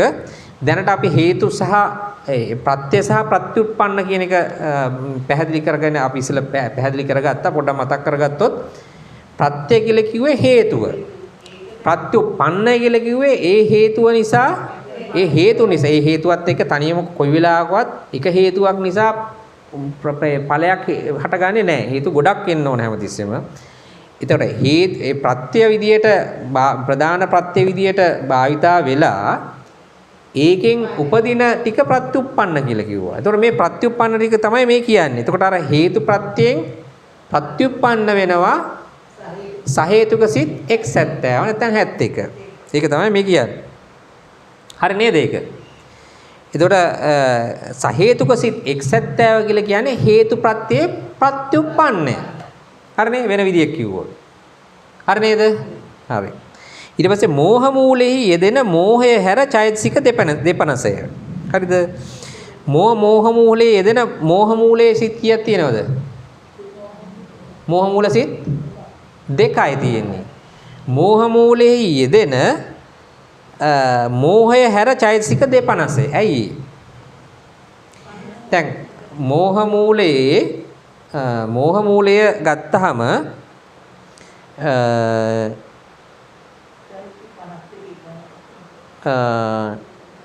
ඒ කියන්නේ මෝහ මූලය ගත්තාම මේ හේතු කීයක් තියෙනවද?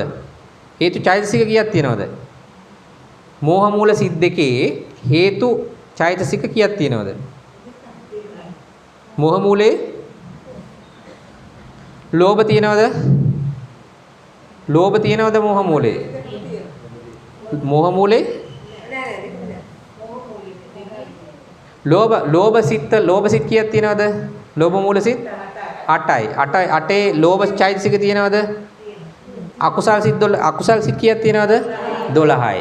අකුසල් සිත් බෙදුනේ කොහමද? ලෝභ සිත් 8යි, ද්වේෂ සිත් 2යි, මෝහ සිත් 2යි. ඒතර ලෝභ සිත් 8ේ ලෝභ චෛතසික තියෙනවද? තියෙනවා. ද්වේෂ චෛතසික තියෙනවද? නැහැ. මෝහ චෛතසික තියෙනවද? තියෙනවා. එතකොට ඒවා දෙකක් තියෙනවා. ඒ ලෝභ සිත් 8ේ තියෙනවා චෛතසික දෙකක්. හේතු චෛතසික දෙකක් තියෙනවා. මොකද ලෝභයයි මෝහයයි. අලෝභ අදෝස අමෝහ කියන එක කොහොමද නැහැනේ. ඒවා කුසල් පැත්තේ තියෙන ඒවානේ. නේද? එතකොට ලෝභ සිත් 8ේ තියෙනවා ලෝභ කියන චෛතසිකයයි මෝහ කියන චෛතසිකයයි දෙකම. හරිද? ද්වේෂයෙන් මෝහය තියෙනවා. ඒතර මේක මේ කතා කරන්නේ මෝහයනේ. එතකොට අපි එතන ඉඳන් පටන් තේරුම් ගනිමු මේක. දැන් අපි කතා කරේ ලෝභ සිත් 8ේ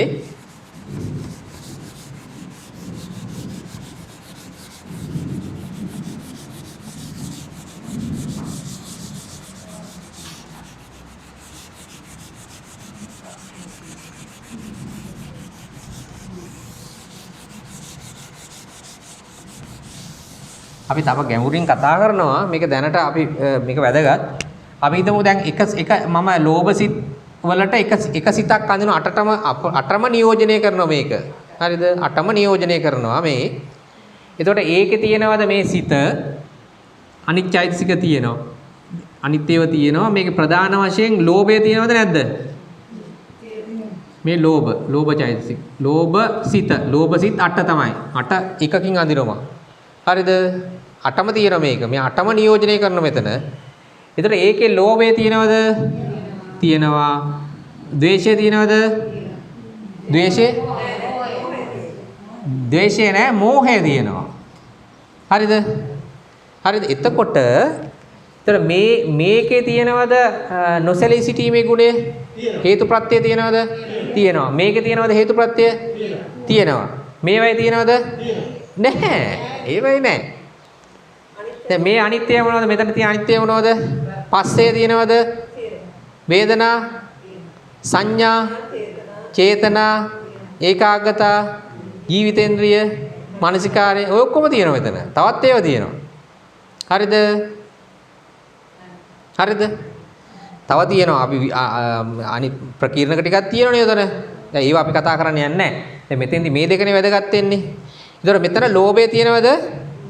තියෙනවා. ලෝභයේ හේතුප්‍රත්‍ය තියෙනවද? තියෙනවා. මෝහය තියෙනවද? තියෙනවා. මෝහයේ හේතුප්‍රත්‍ය තියෙනවද? තියෙනවා. පස්සේ තියෙනවද? තියෙනවා. පස්සේ හේතුප්‍රත්‍ය තියෙනවද? නැහැ. වේදනාව තියෙනවද? තියෙනවා. වේදනා හේතුප්‍රත්‍ය තියෙනවද? නැහැ. හරිද?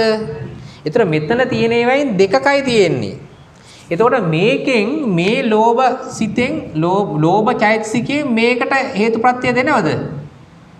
මේක ප්‍රත්‍යুৎපන්න වෙනවද? මේකෙන් මේක ප්‍රත්‍යুৎපන්න වෙනවද? ඔව් වෙනවනේ.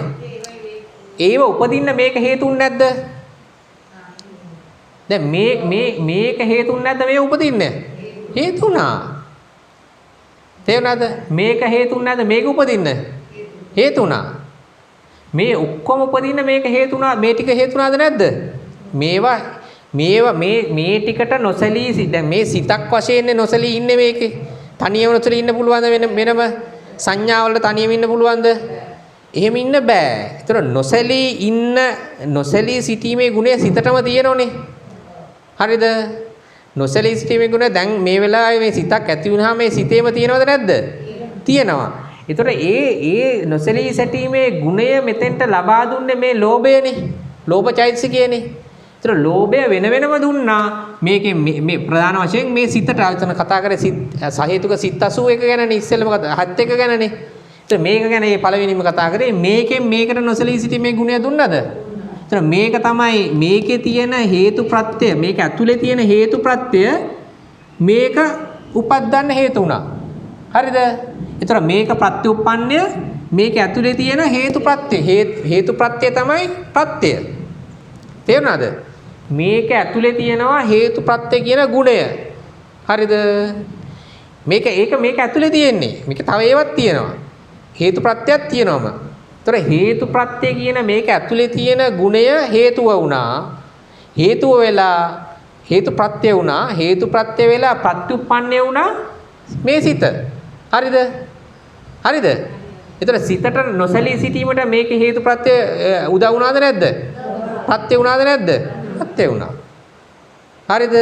අන්න ඒක තමයි ඉස්සෙල්ලම මේ එතකොට සියලු සහේතුක සිත් වලින් මේ සියලු සහේතුක සිත්වල තියෙන අර හේතු ප්‍රත්‍ය හේතුණා මේ සිත් 71ම උපද්දන්න. ඔව් මේ 71ම නියෝජනය කරනකොට කියලා හිතමු මේක. හරිද? මේ සිත් මුළු 71ම සහේතුක සිත් 71ම උපදින හේතුණා. හරිද?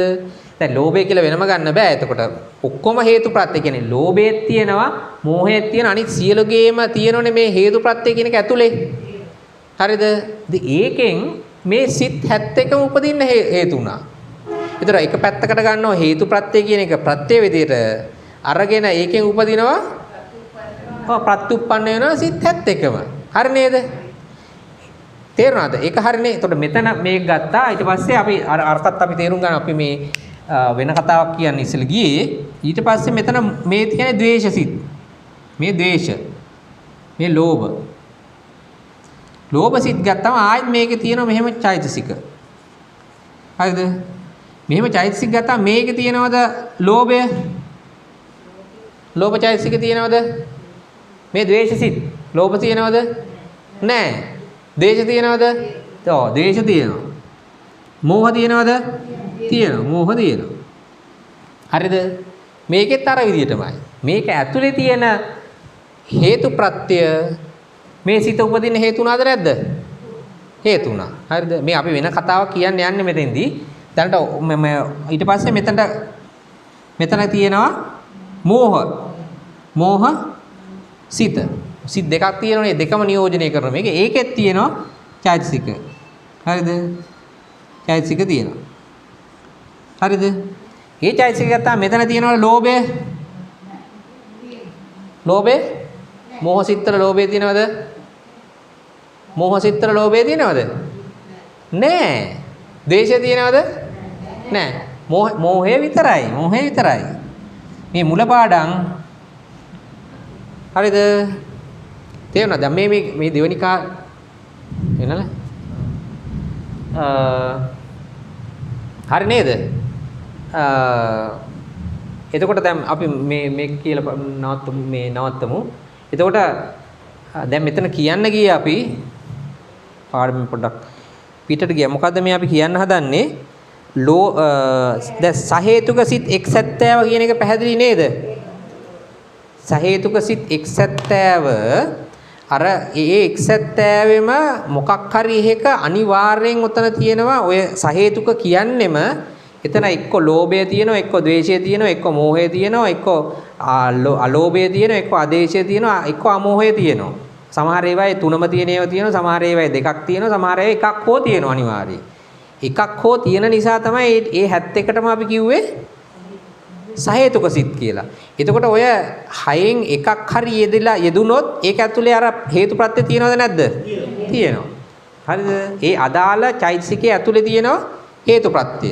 එතකොට ඒක නිසා මේ සිත් 71 උපදින්න හේතුප්‍රත්‍ය ඒ සිත් 71ට නොසැලී සිටීමට අර හේතුප්‍රත්‍ය උදව් වුණාද නැද්ද? හේතුප්‍රත්‍ය හේතුවක් වුණාද නැද්ද? එහෙනම් හේතුප්‍රත්‍ය හේතුවක් වෙලා ප්‍රත්‍යෝත්පන්න වෙනවා සහේතුක සිත් එක්සැත්තෑව. දැන් ඒක හරි නේද? ඒක හරි. පැහැදිලිනේ? හරි. එතකොට ඒක හරි. දැන් අපි ඊළඟට ඒක තමයි මේ තේරුම් ගන්න යන්නේ. මෝහ මූලයේ යෙදෙන මෝහය හැර. අන්න ඒක තමයි මේ තේරුම් ගන්න යන්නේ. මේ ඊළඟ මේකේ තේරුම් ගන්න යන්නේ මෝහය හැර චෛතසික 12. මොහේ අඩු වුණාම චෛතසික 51. ඉතින් 51ටත් මේ මොහේ හේතු වෙනවා කියලා කියන්නේ. නෑ. ඒ මෝහ නෑ. මෝහ මූලයේ කියන්නේ මේ විශේෂ වූ සිත් දෙකේ විතරයි මේ කියන්නේ. මෝහ සිත් දෙකක් තියෙනෝනේ. මෝහ සිත් දෙකේ මේ මෝහය හැසිරෙන පොඩි විශේෂත්වයක් තියෙනවා. මොකද්ද? ඒක තමයි මේ කියන්නේ. ඒ කියන්නේ මෝහ මූලයේදී මේ මෝහය දැන් මෙතෙන්දී මෝහය තියෙනෝනේ. අපි මේක ඉස්සෙල්ලා තේරුම් ගමු. වැදගත් සියුම් කාරණයක් තියෙන මෙතන. මෙතෙන්දී මේ ලෝභය මේ මෝහය උපදින්න හේතු වුණාද නැද්ද? හේතු වුණා. මේ මෝහය මේ ලෝභය උපදින්න හේතු වුණාද නැද්ද? දැන් කියන්නේ මේ ලෝභය ඇතුලේ තියෙන හේතුප්‍රත්‍ය. මේක ඇතුලේ හේතුප්‍රත්‍ය තියෙනවද නැද්ද? තියෙනවා. මේක ඇතුලේ තියෙන හේතුප්‍රත්‍ය මේ මෝහය උපදින්න හේතු වුණාද නැද්ද? හේතු වුණා. එහෙනම් මේක ප්‍රත්‍ය වෙද්දී මේකේ තියෙන නොසලී සිටීමේ ගුණය හේතුප්‍රත්‍ය වෙද්දී ප්‍රත්‍යෝත්පන්නය වුණා මේ මෝහ කියන චෛතසිකය. හරිද? හරි නේද? ඒ වගේම අනිත් පැත්තට වුණා. මේ මෝහය ඇතුලේ තියෙනවද මේ හේතුප්‍රත්‍ය? තියෙනවා. ඒක හේතුණාද මේ ලෝභ කියන චෛතසික උපද්දන්න? එතකොට මේකේ තියෙන මෝහය ඇතුලේ තියෙන හේතුප්‍රත්‍ය ප්‍රත්‍ය වෙලා ප්‍රත්‍යෝත්පන්නය වුණා ලෝභ කියන චෛතසිකය. එතකොට මේකෙදී අපි කියවනකොට මේකත් හේතු ප්‍රත්‍යෝත්පන්න වෙනවා, මේකත් ප්‍රත්‍යෝත්පන්න වෙනවා. හරි නේද? මේ පැත්තෙන් මේක ප්‍රත්‍යෝත්පන්න වුණා, මේ පැත්තෙන් මේක ප්‍රත්‍යෝත්පන්න වුණා. හරි නේද? ඒතර ප්‍රත්‍යෝත්පන්න දෙකම වෙනවා. ඒක ගැටලුවක් නැහැ. මේකෙත් එහෙමම වෙනවා. මේකෙන් මේක ඉපදුණා, මේකෙන් මේක ඉපදුණා. හරිද? එතකොට මේකේ මේ ලෝභ ද්වේෂ කියන්නේ හේතු ප්‍රත්‍ය දෙපැත්තෙම තියුණු නිසා දෙපැත්තෙම ප්‍රත්‍යෝත්පන්න භාවයට පත් වුණා ද්වේෂයක් මෝහයක්. ඒ දෙකම ගැටලුවක් නැහැ. ඒ දෙකේම එකම විදියට හැසිරෙන්නේ. හරිද? මේකේ පොඩ්ඩක් වෙනස් වුණා. දැන් මේ මෝහය ඇතුලේ තියෙනවද හේතුප්‍රත්‍ය? තියෙනවා. ඒ හේතුප්‍රත්‍ය අනිත්‍ය උපදින්න හේතු වුණාද? අනිත්‍යව ප්‍රත්‍යෝත්පන්න වුණා. හැබැයි මෝහයට උපදින්න වෙන එකක් ඉපදුනාද? අන්න ඒක නිසා මෝහයෙන් අන්‍ය වූ. ඒ කියන්නේ මේක උපදින්න වෙන හේතුවක් තිබුණද මෙතන? දැන් මෙතනින් අනිත් එකෙන් උපද්දලා දුන්නනේ. ඒක නිසා මේක ප්‍රත්‍යුත්පන්න වෙන්නේ නැහැ. ඒතර මෝහ මූල සිත් දෙකේ මෝහය ප්‍රත්‍යුත්පන්න වෙන්නේ නැහැ. හරිද? පැහැදිලි නේද? මෝහය ප්‍රත්‍යෝත්පන්න වෙන්නේ නැහැ. ඇයි? ඒකට වෙනත් හේතුවක් නැති නිසා. ඒකට ප්‍රත්‍යෝත්පන්න වෙන්න වෙනත් හේතුවක් නැති නිසා. අන්න ඒක තමයි මෙතන කියන්නේ මෝහ මූලයේ යෙදෙන මෝහය හැර චෛතසික 12. හරිද? මෝහය නැතුව එතකොට අයි දෙපනසම කියලා දැම්මේ මොකද? ඇයි අනිත් සිත්වල මෝහය එනවා. දැන් මේක එනෝනේ, මේවා එනෝනේ. මේවයි මෝහය එනවා. එතකොට සිත් චෛතසික 52ම මෙතෙන්ට එනවා. හැබැයි මේ මෝහ මූල සිත් දෙකේ විතරක් මෝහය එන්නේ නැහැ. මෝහය කියන චෛතසිකේ මේවයි තියෙනවනේ. ඒක නිසා මෝහචෛතසික එනවා 52ම මෙතෙන්ට එනවා. හැබැයි මේ සිතේ මෝහ මූල සිත් දෙකේ මෝහය එන්නේ නැහැ. මේකේ මෝහය නැතුණාට අනිත් අංගවල මෝහය තියෙනවා. ඒක නිසා චෛතසික 52ම එනවා. හැබැයි මේ සිතේ මෝහය එන්නේ නැතුව. පැහැදිලි නේද? පැහැදිලිද නැද්ද? පැහැදිලි නැති කෙනෙක් ඉන්නවද? ඒක සියුම් පොඩි සියුම් කියන තේරුම් ගන්න පුළුවන්. සියුම් කාරණයක් තියෙන්නේ. එතකොට හරි. නියදෙන මොය දෙපනසය. චිත්තද රූපයෝය. චිත්තජ රූපයෝ සිතින් උපදින රූප ටික උපද්දන්න සිත එතකොට උපද්දන්න සිතේ චෛතසික බලපානෝනේ. ඉතින් ඒක නිසා හේතුප්‍රත්‍ය හේතු වෙනවා. ඒක තේරුම් ගන්න ලේසියිනේ. චිත්තද රූපයෝ කියලා කියන්නේ මොකද්ද? සිත උපදිලා සිතින් උපදින රූප ටික. සිතින් උපදින රූප ටික. ඒතර සිතින් උපදින රූප ටිකත් උපද්දන්න හේතුප්‍රත්‍ය විදියට මේ හේතුප්‍රත්‍ය ප්‍රත්‍යෝත්පන්න වෙනවා. කියන්නේ චිත්තජ රූපයෝ ටික ප්‍රත්‍යෝත්පන්න වෙනෝනේ සිත ඇතිවීම. ඒතර සිත නොසලී සිටීමට සිතට හේතුප්‍රත්‍ය උපදින මේ බලපානකොට ඒකෙන් උපදින චිත්තජ රූප ටිකත් ප්‍රත්‍යෝත්පන්න වෙනව නේද මේකේ? ඒක පැහැදිලිනේ. ඔව් චිත්ත රූපයෝය ප්‍රතිසන්දි චිත්තය හා උපදින කර්මජ රූපයෝ. දැන් ප්‍රතිසන්දි සිතේ කර්මජ රූපයෝ හේතු වෙනවා මේ හේතුප්‍රත්‍ය ප්‍රත්‍යෝත්පන්න විදියට එනවා. හරිනේ? ප්‍රතිසන්දි සිතෙන් උපදින කර්මජ රූප ටිකට ඒ උපදින්න හේතුප්‍රත්‍ය හේතු වෙනවා. හරිනේ? යන මොහු හේතුප්‍රත්‍යයේ ප්‍රත්‍යෝත්පන්නයෝය. හරි නේද? දැන් ප්‍රත්‍යෝත්පන්නයෝ ටික තේරුණා නේද? මෝහ මූල චිත්තේ මෝහය අතහැරීමෙන් චෛතසික ගන්න අඩුවන්නේ ලෝභ මූල ද්වේෂ මූල සිත්වල යෙදෙන මෝහය ගැනෙන හේනේ. අන්න එතන අපිට පහිතනවා දැන් අතනින් මෝහය අඩු වුණ නිසා අඩු වෙනවායි කියලා. අඩු වෙන්නේ නැහැ. මොකද අනිත් ඒවායේ මෝහය යෙදෙනවා. ඒක නිසා 52ම එනවා. ඒක තමයි කියන්නේ. මෝහ මූල චිත්තේ මෝහය හෝ මෝහ මූල චිත්තයට හා යෙදෙන මෝහයෙන් අන්‍ය චෛතසිකයන්ටත් හේතුභාවයෙන් ප්‍රත්‍ය වේ. මොකද්ද කියන්නේ? මෝහ මූල චිත්තේ මෝහය අපි කිව්ව එක මෝහ මූල චිත්තයට හා යෙදෙන මෝහයෙන් අන්‍ය චෛතසිකයන්ටත් හේතුභාවයෙන් ප්‍රත්‍ය වේ. අපි කිව්වනේ. ඒ කියන්නේ මේක කියන්නේ මෙතන මේකෙන් මේකට ප්‍රත්‍ය වෙනෝනේ. මේකෙන් මේ මෝහ සිතට ප්‍රත්‍ය වෙනවා. මේකෙන් මේකට ප්‍රත්‍ය වෙනවා. මේකෙන් මේකට ප්‍රත්‍ය වෙනවා. මේකෙන් මේකට මේ ප්‍රත්‍ය වෙනෝනේ. ඒතර මේක හේතු ප්‍රත්‍ය විදියට අනිත්‍ය උපද්දන්න හේතු වෙනවා. සිත උපද්දන්නත් හේතු වෙනවා. හැබැයි මේකට හේතු වෙන්න වෙන එකක් නැහැ. හරිද? ඒක තමයි කියන්නේ. මෝහය අන්‍ය චෛතසිකයන්ට හේතුභාවයෙන් ප්‍රත්‍ය වේ. මෝහයට හේතුභාවයෙන් ප්‍රත්‍ය වෙන තවත් හේතු ධර්මයක් එහි නැති බැවින්. ඒක තමයි කියන්නේ. නැති බැවින් මෝහ මූලයේ මෝහය හේතු ප්‍රත්‍යෝත්පන්න නොවේ. යන මෝහ මූලයේ මෝහය ප්‍රත්‍යඋත්පන්න වෙන්නේ නැහැ. හේතු දෙක තුන ඇති සිත්වල හේතු ධර්මයෝ ප්‍රත්‍යඋත්පන්න වෙති. හරිද? හේතු දෙක තුන ඇති සිත්වල හේතු ධර්මයෝ ප්‍රත්‍යඋත්පන්න වේ. එකිනෙකට ඒකෙන් අනිත් එකට උපද්දනවා. හරි? දෙකක් හෝ තුනක් තියෙනවා නම් ඒ සියල්ල ප්‍රත්‍යඋත්පන්න වෙනවා. එකක් තියෙන තැනදී ප්‍රත්‍යඋත්පන්න වෙන්නේ නැහැ. මොකද ඒකට ප්‍රත්‍යඋත්පන්න වෙන කෙනෙක් හේතු වෙන්න වෙන කෙනෙක් නැහැ. නැති නිසා. එක්කෝ ඇතිවන හේතු ධර්මයන්ගෙන් එකක් අනිකට හේතුභාවයෙන් ප්‍රත්‍යවන බැවිනි. එක්කෝ ඇතිවන හේතු ධර්මයන්ගෙන් එකක් අනිකට හේතුභාවයෙන් ප්‍රත්‍යවන බැවිනි. හරි නේද? දැන් තේරුණාද? මේක ටිකක් සියුම් නේද? ඔව්. සියුම් නමුත් තේරුම් ගන්න අමාරු නෑ නේද? ඉතින් බුදුරජාණන් වහන්සේ ඕක තවත් උන්වහන්සේ ඉතින් භාගතුන් වහන්සේ මේ තවත් සියුම් මට්ටමට තේරුම් ගන්න නැති. දැන් මේවා තේරෙනකොට තමයි බුදුන් වහන්සේගෙන් බුදු රැස් හේතුනේ. නේද? මතකද?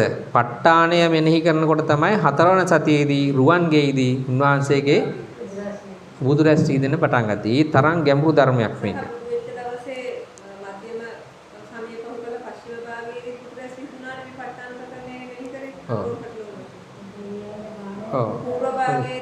මූලික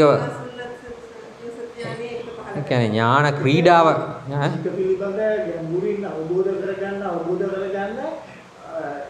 කොට ලැබෙන ශක්තිය වැඩි. ඔව්. ශක්තිය කියන්නේ එකක් තමයි අපේ කෙලෙස් නැති වෙනවා. කෙලෙස් නැති වෙලා තවදු ඉහළට යනවා. එතන මම කිව්වේ මේකේ තියෙන වැදගත්කම අපිට මේ පොතේ මුලදිම ඒ ගැන පැහැදිලි කරලා තියෙනවා. ඒතකොට මේ හේතුඵල ධර්මයේ සියුම්ම මට්ටමේ අපි කතා කරන්නේ. අපිට වෙනම තව කතා කරන්න ගොඩාක් දේවල් තියෙන මේකේ මූලය මේ. එතකොට මේක නෑ ගොඩක් වෙලාවට මේක ගොඩක් අයගේ අදහසක් තියෙන මේක හරි අමාරුයි තේරුම් ගන්න කියලා. දැන් තේරුණා නේද? අපිට මේක අතහැරලා දාන්න ඕනද? නෑ පුළුවන්. බැරි නෑ පුළුවන්. හරිද? මේ කියන්නේ මොහේ කියන්නේ අවිද්‍යාවනේ. අවිද්‍යාව ප්‍රතිඋත්පන්නයක් නොවෙන්නේ මොහ මූල සිත් වල විතරයි. මොහ මූල සිත් දෙකේ විතරයි. ඔව්. හේතු වෙන පුළුවන් ඵලෙ වෙන්නත් පුළුවන්. ඔව්. සිත් දෙකේදී විතරයි. සිත් දෙකේ යෙදෙන මොහය විතරයි ප්‍රත්‍යෝත්පන්න වෙන්නේ නැත්තේ. හේතු එක නිසා. හේතු එක නිසා ඒකට මේ බල ශක්තියක් දෙන්න වෙන කවුරුවත් නැහැ එතන. ඒකට හේතු ප්‍රත්‍ය දෙන්න වෙන කවුරුවත් නැහැ එතන. ඒ කියන්නේ හේතු ප්‍රත්‍ය තියෙන වෙන කවුරුවත් නැහැ. ඒකනේ උනේ. හේතු කියන චෛතසිකේ තියෙනවා. ඒ අය හේතු ප්‍රත්‍ය අනිත් අයට දුන්නා. දීලා ඒ කට්ටිය උපදින්න හේතුවක් වුණා. හැබැයි එයාට උපද්දව ගන්න තව කෙනෙක්ගේ සහයෝගයක් ආවේ නැහැ. හේතු ප්‍රත්‍ය උන්නේ නැහැ. ඒක නිසා එතන ප්‍රත්‍යুৎපන්න භාවයටපත් වෙන්නේ නැහැ. මෝහ මූල සිත් දෙකේ තියෙන මෝහය. මෝහය කියන්නේ අවිද්‍යාව. දැන් අපි මෙතෙන්දි කතා කරන්නේ මෝහය විදියට. එතකොට අර අවිද්‍යාව විදියට ධර්මයක් විදියට අපි පටිච්ච සමුප්පාදේ ගන්නෙ. එහෙම තියෙනවනේ සමහර ස්වરૂප තියෙනවා. එකම පුද්ගලයෙක් වුණාට දැන් අපි හිතමු දැන් මම ගත්තාම එක තැනකදී මම වෛද්‍යවරයෙක්. තවත් තැනකදී පියෙක්. තවත් තැනකදී දැන් පියා විදියට හැසිරෙන තැන මම වෛද්‍යවරයා විදියට හැසිරෙන්න පුළුවන්ද? බෑ. ඒතකොට අපි මේ නම් වුණත් ඒ අදාළ තැන්වලදී භාවිතා කරන්න ඕනේ. ඔව්. එතකොට ඔක පාටලෝ ගත්තොත් තවත් තැනකදී මම පුතෙක්. තවත් තැනකදී ඔව්. අන්න ඒ වගේ. ඕව පටලවා ගත්තොත් එතන බෑ. එතන පැටලෙනවා. ඒතකොට ඒක නිසා අපි මෝහය මෙතෙන්දී අපි කතා කරන්නේ අවිද්‍යාව විදිහට කතා කරන්නේ නැහැ. හැබැයි එක්කෙනාම තමයි ඔය. හැබැයි අපි මෙතෙන්දී කතා කරන්නේ මෝහය. මෙතෙන්දී කතා කරන්නේ මෝහය. නැත්නම් අපිට ඔක පැටලෙනවා. සම්පූර්ණ අවුල් වෙනවා. අවුල් ජාලයක් වෙනවා. ඒතර අපි දැනගන්න ඕන මේ මෝහය තමයි අවිද්‍යාව කියන්නේ. මේ මෝහයම තමයි අවිද්‍යාව කිව්වේ පටිච්චසමුප්පාදේ අවිද්‍යාව. කොහේවත් මේ අවිද්‍යාව කියලා මේ ප ဋ ාණේ පැහැදිලි කරලා නැහැ මේක. ඒක නිසා පරිස්සමෙන් අපි නිකන් නෙවෙයි මේ භාග්‍යතුන් වහන්සේ ඒවා හරි අර්ථය හැම දෙයකම තීරුමක් තියෙනවා. අපි පරිස්සමෙන් ඒවා තේරුම් ගන්න ඕන. හරි ඊළඟට අපිට තියෙන්නේ ආරම්මන ප්‍රත්‍ය දෙවෙනි ප්‍රත්‍ය. ඒතර අපි දැන් හේතු ප්‍රත්‍ය සාකච්ඡා කරා. ඊළඟට තියෙන ආරම්මන ප්‍රත්‍ය. අපි පාඩමට යනවා. ආරම්මන භාවයෙන් උපකාරක ධර්ම ආරම්මන ප්‍රත්‍යය. අරමුණක් නොගෙන චිත්තචෛතසිකයන්ට නූපදී හැකිය. අපි දන්නෝනේ චිත්තචෛතසිකයන් ගත්තාම සිත් සහ චෛතසිකට දෙකටම අරමුණු ඕන. එබැවින් සෑම අරමුණක්ම චිත්තචෛතසිකයන්ගේ ඉපදීමට උපකාරයකි. එකුන් අනුචිත්තය චෛතසික දෙපනස රූප 820 නිර්වාණ ප්‍රඥප්තිය යන සියල්ලම ආරම්මන ප්‍රත්‍යය. ආරම්මන ප්‍රත්‍ය නොවන දෙයක් නැත. දැන් ඒක තේරුණාද? ඊළඟට ඒ එකුන් අනුචිත්තය හා චෛතසික දෙපනස ආරම්මන ප්‍රත්‍යෝත්පන්නයෝය. එතකොට කියනවා අරමුණු සියල්ල ආරම්මන ප්‍රත්‍ය කියලා. හරිද? අරමුණු මොනවද? මොනවද අරමුණු? අරමුණේ තියෙන්නේ මේ ලෝකේ මොනවා හරි තියෙනවා නම් ඒ සියල්ල අරමුණු. එතකොට මේ ලෝකේ තියෙන්නේ මොනවද? මේ විශ්වයේම තියෙන්නේ මොනවද? ඔව්. මොනවද තියෙන්නේ? අපි මේක මකනවා. මේ ලෝකේ තියෙන්නේ සිත් තියනවද? තියෙනවා. සිත් තියෙනවා. චෛතසික තියනවද? චෛතසික තියෙනවා. රූප තියෙනවද? රූප තියෙනවා. නිර්වාණය තියෙනවද? නිර්වාණය තියෙනවා. තව මොනවද තියෙන්නේ? ප්‍රඥප්ති. ඇත්තටම තියෙනවයි කියලා අපි ඇත්තටම තියෙන එකද ප්‍රඥප්ති කියන්නේ? නෑ, ඇත්තටම තියෙන එකක් නෙවෙයි ප්‍රඥප්ති කියන්නේ. ප්‍රඥප්ති කියන්නේ මොකද්ද? පනවාගත් දේවල්. මේවා එකතු වෙලා මොකක් හරි එකක් නිර්මාණය කළා. ඒකට අපි මෙන්න මේකට මෙහෙමයි කියලා කියනවා. හරිද? ඒවා ප්‍රඥප්ති. හැබැයි ප්‍රඥප්ති අරමුණක් විදිහට එන්න බැරිද? අරමුණක් ඒ විදිහට එන්න පුළුවන් ප්‍රඥප්තියක්. ඒතර ප්‍රඥප්තිය අරමුණු විදිහට ගන්නවා. ඒතර මෙන්න මේකේ දැන් මේකත් අපිට ඇත්තටම නැති වුණාට මෙතෙන්දී අරමුණු විදිහට එන නිසා මේකත් තියෙන විදිහට ගන්න වෙනවා. අරමුණක් විදිහට මේක එනවනේ. එතකොට මෙන්න මේ ටික මේ සියල්ල මොනවද? මේ සියල්ල ප්‍රත්‍ය ආරම්මන ප්‍රත්‍ය. සිත් 89ම තියෙනවා ආරම්මනත් ප්‍රත්‍ය. ඒ අරමුණක් වීමේ ගුණය මේ සිත් 89ම තියෙනවද නැද්ද? තියෙනවා. චෛතසික 52ේම තියෙනවද නැද්ද? තියෙනවා. රූප 28ේම තියෙනවද නැද්ද? තියෙනවා. නිර්වාණය තියෙනවද නැද්ද? තියෙනවා. ප්‍රඥාත්වයක් තියෙනවා ඒ ගුණය. ඒතර මේ සියල්ලම ආරම්මන ප්‍රත්‍ය. මේ සියල්ල අපි මෙහෙම කියමු. සියල්ලෙහිම තියෙනවා කියලා ගනිමුකෝ.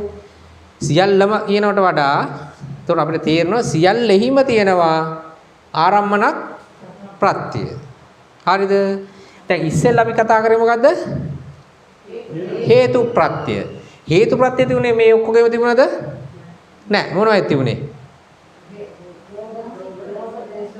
මේ චෛතසික 52 ඒ 52ෙම තිබුණාද? නෑ. ඒ 52න් 6කයි තිබුණේ. හරිද? හේතු ප්‍රත්‍ය කියන එක මේ 52 මේ ඔක්කොගෙම තිබුණාද? නෑ. චෛතසික ඔක්කොගෙම තිබුණාද? ඒත් නෑ. ඒකෙන් 6කයි තිබුණේ. හේතු ප්‍රත්‍ය. හරිද? දැන් ආරම්මන ප්‍රත්‍ය කියන එක ඔක්කොගෙම තියෙනවා. කියන්නේ අරමුණක් දීමේ ගුණය, අරමුණක් වීමේ ගුණය කියලා කියමු. ආරම්මන ප්‍රත්‍ය කිව්වේ අරමුණක් වීමේ ගුණය. ගුණය තමයි ආරම්මන ප්‍රත්‍ය කිව්වේ. ඒක මේ හැම එකේම තියෙනවා. හරිද? හරි නේද? හරි. එතකොට ප්‍රත්‍ය කියන එක ආරම්මන ප්‍රත්‍ය කියන එක තේරෙනව නේද දැන්? ඔව්. එතකොට අයිත් ඒක මුලින් ඉඳන් කියවමු. ආරම්මන භාවයෙන් උපකාරක ධර්ම ආරම්මන ප්‍රත්‍යය. අරමුණක් නොගෙන චිත්ත චෛතසිකයන්ට නූපදිය හැකිය. එබැවින් සෑම අරමුණක්ම චිත්ත චෛතසිකයන්ගේ ඉපදීමට උපකාරයි. එකුන් අනුචිත්තය චෛතසික එකුන් අනුචිත්තය කියන්නේ චිත්ත 89. චෛතසික 250. හරිනේ? රූප 820. හරිනේ? නිර්වාණය ප්‍රඥප්ති. හරි? එතකොට යන සියල්ලම ආරම්මන ප්‍රත්‍යය. හරිද? නැත්තම් අපි තවත් පැහැදිලි කරොත් ඔය සියල්ලෙම අරමුණක් දීමේ ගුණය තියෙනවා කියන එක. නැත්තම් ආරම්මන ප්‍රත්‍ය ඔය හැම එකෙම තියෙනවා කියන එක. නේද? එහෙම කිව්වහම ටිකක් තේරෙනවා වගේ නේද? නේද? අරමුණක් වීමේ ගුණය මේ හැම එකෙම තියෙනවා. ඒක තමයි ආරම්මන ප්‍රත්‍ය කිව්වේ. එහෙම කිව්වහම පොඩ්ඩක් තේරෙනවා වගේ නේ? ආරම්මන ප්‍රත්‍ය නොවන දෙයක් නැත. හරි? අරමුණක් නොවන දෙයක් නැහැ. ඒක නිසා ඒ අරමුණක් වීමේ ගුණය, අරමුණක් වීමේ හැකියාව මේ හැම එකෙම තියෙනවා. ඒක තමයි ආරම්මන ප්‍රත්‍ය කිව්වේ. එකුන් අනුචිත්තය හා චෛතසික 250 ආරම්මන ප්‍රත්‍යේ ප්‍රත්‍යෝත්පන්නයෝය. ආන්න. ඒතර එහෙම අරමුණක් වෙලා උපදින්න පුළුවන් මොනවද? සිත් 89යි චෛතසික 52යි විතරයි. එතකොට තේරුණාද? සිත් එහෙම අරමුණක් වෙන්න පුළුවන්, සිත් වලට අරමුණක් වෙන්න පුළුවන්. චෛතසික වලට අරමුණක් වෙන්න පුළුවන්. රූප වලට පුළුවන්ද? බෑ. නිර්වාණයට පුළුවන්ද? බෑ. ප්‍රඥාප්ති වලට පුළුවන්ද? බෑ. එතකොට මේවා ආරම්මන ප්‍රත්‍ය වුණාට ආරම්මන ප්‍රත්‍යෝත්පන්න වෙනවද? නෑ. ප්‍රත්‍යෝත්පන්න වෙන්නේ සිත් 89යි චෛතසික 250යි විතරයි.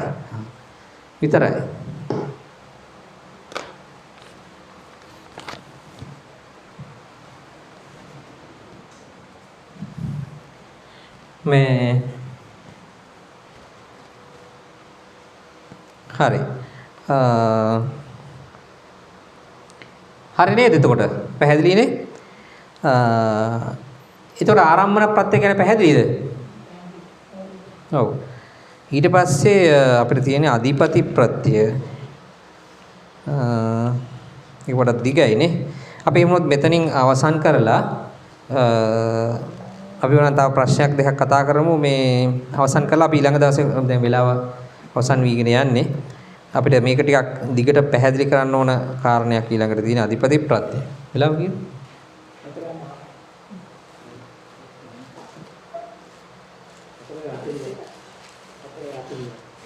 ඔව් දැන් වෙලා තියෙනවද? ඔව්.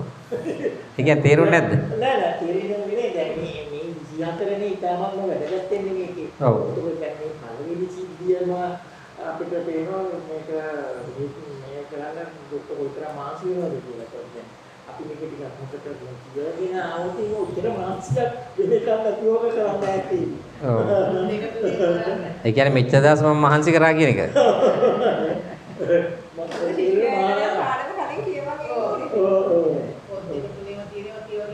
ඔව්.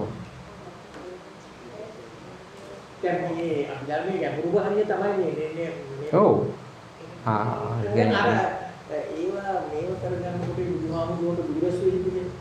ඔව් මේ ප ဋ ාණය මෙනෙහි කරනකොට තමයි මේක තමයි තියෙන ඥාන උන්වහන්සේගේ තියෙන දැනුමත් එක්ක උන්වහන්සේගේ දැනුමත් එක්ක කියන්නේ ඒක සීමාවක් නැහැනේ. ඒ කියන්නේ නොතේ උන්වහන්සේ කියන්නේ සියල්ල අවබෝධ වේ. ඒත් උන්වහන්සේගේ තියෙන දැනුමත් එක්ක උන්වහන්සේට මේ චතුරාර්ය සත්‍ය කියන එක හරි සුළු දෙයක්. ඒක සරලයි. ඒකත් එක්ක මෙහෙමයි. ඔව් උන්වහන්සේට ඒකේ තියෙන මේ අපි නිකන් කීමට කියන්නේ නිකන් අර ගේමක් නැහැ කියලා නේ. සාමාන්‍ය ඒක හොඳ වචනයක් නෙවෙයි. අන්න ඒ වගේ. ඒතර පටිච්ච සමුප්පාදය ගත්තත් ඒත් උන්වහන්සේට ඒක ලොකු මේකක් නෙමෙයි. ඔව් ලොකු දෙයක් නෙමෙයි. නමුත් මේක ගත්තාම මේක ඒ තරම් විශාල. දැන් මේ ඇත්තටම පොතක් ලිව්වොත් මේ ඇත්තටම මේ ප ဋ ාණ ප්‍රකරණයේ තමයි මේ ලෝකයේ තියෙන විශාල පොතක් ලිව්වොත් ඒ ලියන්න තියෙන මේක ණය කියලා කියන්නේ බෙදිලා යනවා අනන්ත ප්‍රමාණයකට බෙදිලා යනවා මේක. ඒ කියන්නේ මේක තව දුරට විස්තර කරගෙන යනකොට එහා පැත්තේ ස්විච් එක තියෙනවා. අන්න එතන ඒක කරකවන්න. ඔව්.